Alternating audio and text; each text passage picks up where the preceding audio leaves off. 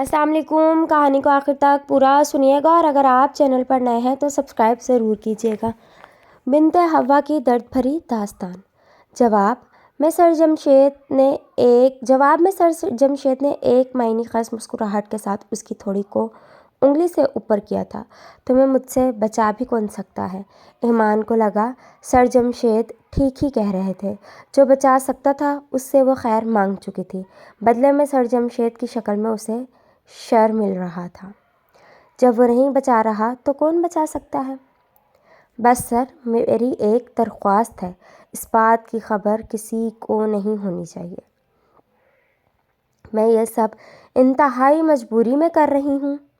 یہ بات کسی کو پتہ لگی تو اس معاشرے نے مجھے جینے نہیں دینا۔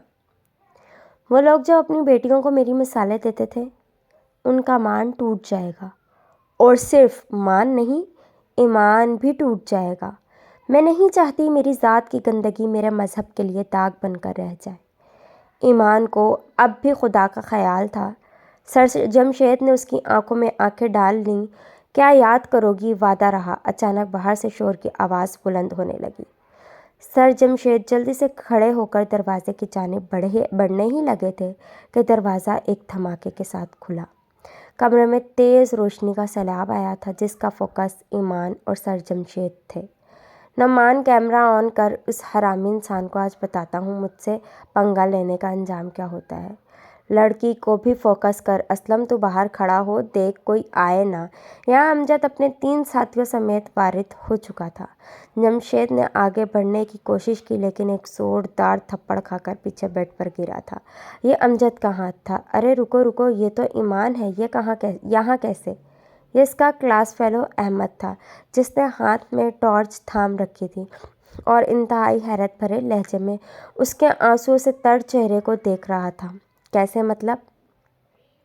یہاں ایک ہی کام کے لیے اس کو بھیجا گیا ہے اور یہ حرامزادی اسی کام کے لیے یہاں آئی ہوئی ہے۔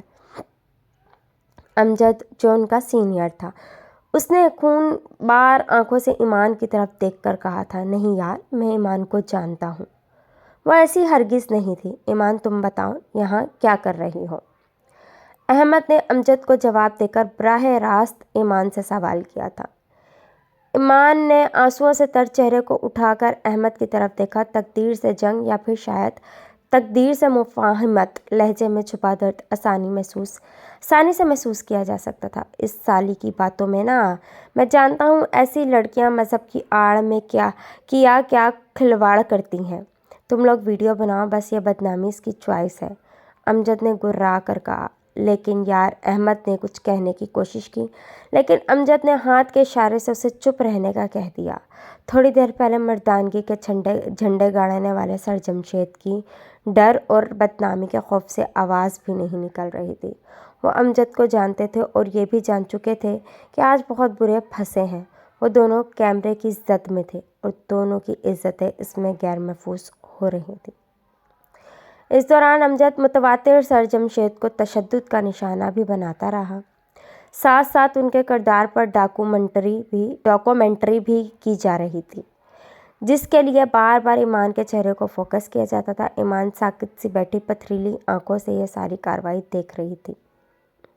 اس سے برا کیا انتخاب ہو سکتا تھا؟ امجد صحیح کہہ رہا تھا، یہ اس کی چوائس تھی، ورنہ موت کا انتخاب اس اذیت سے کئی گنا زیادہ بہتر تھا۔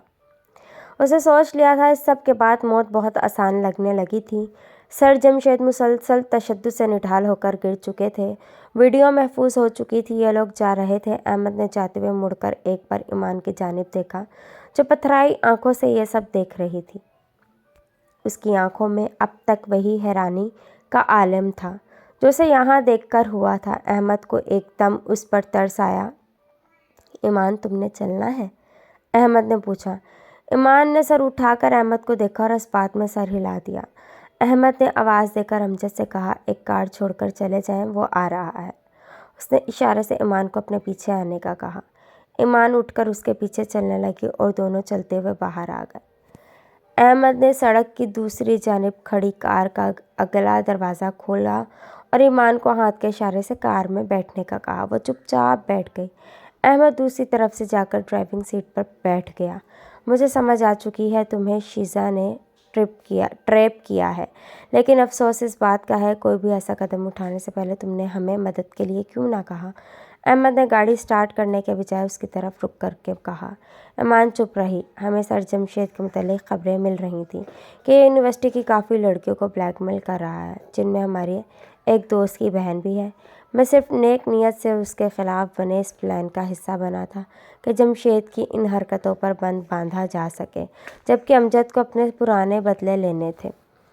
پلان یہی تھا کہ شیزا کے ذریعے اسے ٹریپ کیا جائے گا، اس کی ویڈیو بنا کر اسے بلیک میل کیا جائے گا اور جن لڑکیوں کو یہ بلیک میل کرتا رہا ہے ان کے خلاف سارا مواد اس سے نکلوایا جائے گا۔ لیکن شیزا بہت تیز نکلی ہے، اس نے اپنی کسی بھی لڑکی کو ضائع کرنے کے بجائے تمہیں استعمال کر لیا۔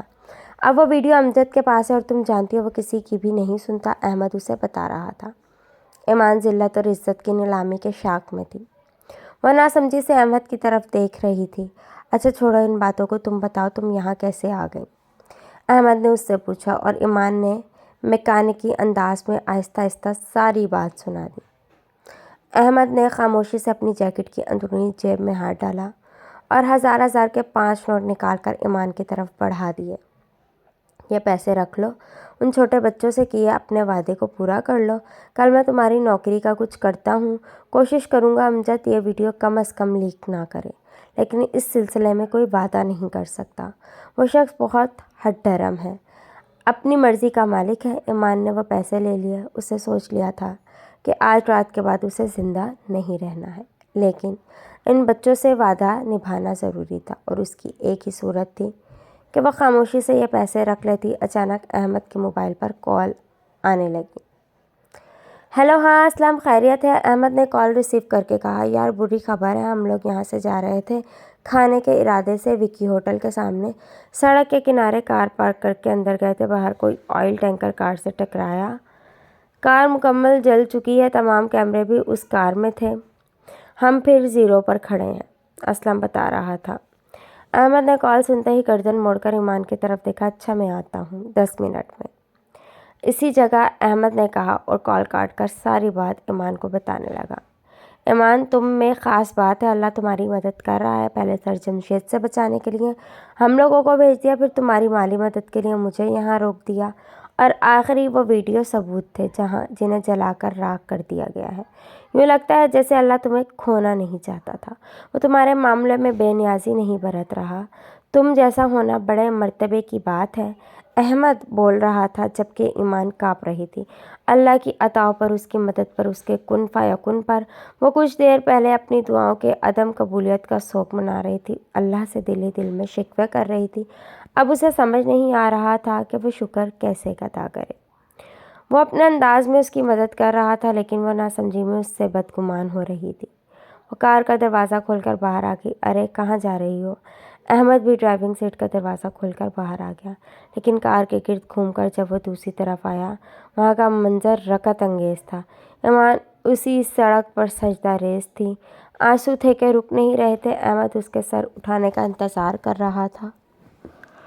ایک اور بات، جیسے ہی ایمان نے سر اٹھا کر بھیگے چہرے کے ساتھ احمد کو دیکھا، احمد نے اس کی آنکھوں میں آنکھیں ڈال کر کہا، تمہیں اللہ نہیں کھونا چاہتا، اور آج میں تم سے وعدہ کرتا ہوں کہ میں بھی تمہیں کبھی کھونے نہیں دوں گا۔ تم میرے لیے پہلے بھی بہت متاثر کن تھی، لیکن آج مجھے تم سے عقیدت ہو گئی ہے۔ بے فکر رہو، آج رات کی سب باتوں پر تمہیں کچھ سننا نہیں پڑے گا، میں تمہارے آگے سیسا پلائی دیوار بن جاؤں گا، یہ میرا وعدہ رہا، بس تم مجھے انکار مت کرنا، احمد جذباتی انداز میں کہہ رہا تھا۔ ایمان نے اس بات میں سر ہلایا اور آسمان کی طرف دیکھنے لگی۔ بنت حوا شیزا بھی تھی، بنت حوا ایمان بھی، آدم کا بیٹا سر جمشید بھی تھے جو اس کی عزت لوٹنے کے در پہ تھے، اور ایک ابن آدم اس کے سامنے کھڑا تھا جو اس کی عزت کا محافظ بننا چاہ رہا تھا۔ اس کے ذہن میں بار بار ایک ہی آیت گونج رہی تھی، فَبِأَيِّ آلَاءِ رَبِّكُمَا تُكَذِّبَانِ، فَبِأَيِّ آلَاءِ رَبِّكُمَا تُكَذِّبَانِ۔ اللہ حافظ۔